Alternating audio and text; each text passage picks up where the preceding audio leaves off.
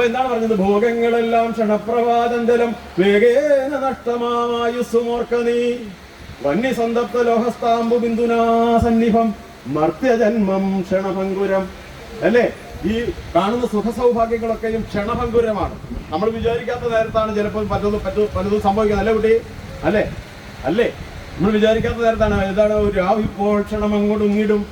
സ്കൂളിൽ പോയിട്ടുണ്ടാറുണ്ടോ അതിനകത്ത്? അത് ഞാൻ മാത്രമല്ലോ. സ്കൂളിൽ പോയിട്ടില്ലേ എല്ലാവരും? ഞാനും പോയിട്ടുണ്ട് 10ാം ക്ലാസ് വരെ. ഒന്നല്ല ചോദിക്കേ, മനസ്സിലെന്ന് ഓർത്തേക്ക് അന്ന് പഠിച്ചില്ലേ? ഇത് എനിക്ക് പെട്ടെന്ന് മനസ്സിൽ ഓർമ്മ വന്നാൽ നമ്മൾ പഠിച്ചൊക്കെ നമ്മുടെ ഉള്ളിൽ കിടക്കുന്നുണ്ട് അല്ലേ? നമുക്ക് ഇഷ്ടമാണെങ്കിലും ഓർത്തിരിക്കത്തുള്ളൂ. ഏതായിരുന്നു?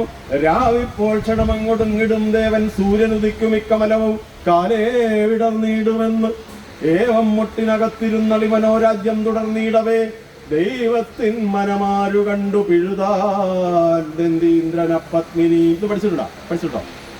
ഉണ്ടാവില്ല അല്ലേ? നിങ്ങൾക്കൊന്നും ഇപ്പൊ ഉണ്ടാവില്ല. നേരത്തെ ഉണ്ടായിരുന്നു. എന്താ പറയാ? ഒരു വണ്ട് ഒരു താമരപ്പൂവിന്റെ അകത്ത് കയറി തേൻ കുടിച്ചു. അത് മലയാളി വണ്ടായിരുന്നുകൊണ്ട് കുടിച്ചിട്ട് നിർത്തിയില്ല, ഫുള്ള് കുടിച്ചു. അടുത്ത വണ്ടിന് ലേശം കിട്ടിക്കോട്ടെ എന്ന് വിചാരിക്കത്തില്ല. അതാണ് മലയാളി വണ്ട് അല്ലേ? കിട്ടുന്നത് മുഴുവൻ കുടിച്ച് പൂസായി. അതിന് ഇറങ്ങിപ്പോകാൻ പറ്റാണ്ട് ഇരുന്ന് അതിനകത്ത് മത്ത് പിടിച്ചിരിക്കാന്നാണ് തോന്നുന്നത് അതിന്റെ വാക്ക് അല്ലേ? അവിടെ ഇരുന്ന് പോയി. പിന്നെ വൈകുന്നേരം സൂര്യൻ അസ്തമിച്ചാൽ താമരക്ക് എന്ത് പറ്റും? സൂര്യൻ അസ്തമിച്ചാൽ താമര കൂമ്പി പോവില്ലേ? അങ്ങനെ കുറച്ച് കഴിഞ്ഞ് പൂസൊക്കെ വിട്ട് ബോധം വന്നപ്പോ അർദ്ധരാത്രിയായി. അങ്ങനെ അർദ്ധരാത്രി കഴിഞ്ഞപ്പോഴാണ് ഉറക്കം തെളിഞ്ഞത്. അപ്പോഴാണ് ഇതിന് ഓർമ്മ വന്നത്, ഞാൻ പൂവിന്റെ അകത്ത് പെട്ട് കിടക്കാണ്. അപ്പൊ ആശ്വസിക്കുകയാണ്. എന്താണ്? സ്വപ്നം കാണുകയാണ്.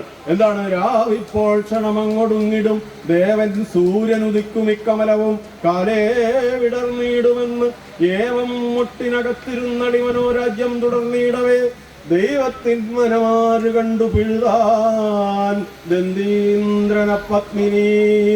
അങ്ങനെ സൂര്യനുദിക്കും താമര വിടരും, എനിക്ക് രക്ഷപ്പെടാമല്ലോ എന്നങ്ങനെ വിചാരിച്ചിരിക്കുമ്പോഴാണ് ഒരാന വന്നിട്ട് ആ പൂവ് മറിച്ച് നിലത്തിട്ട് ചവിട്ടി അരച്ച് കളഞ്ഞു പോയി. മാൻ പ്രൊപ്പോസസ് ഗോഡ് ഡിസ്പോസസ് ഇംഗ്ലീഷിലാരെ പറഞ്ഞു കേട്ടത്. ശരിയാണോ? ഇതാണ് ജീവിതം. മനസ്സിലായോ? അതുകൊണ്ട് ഭോഗങ്ങളെല്ലാം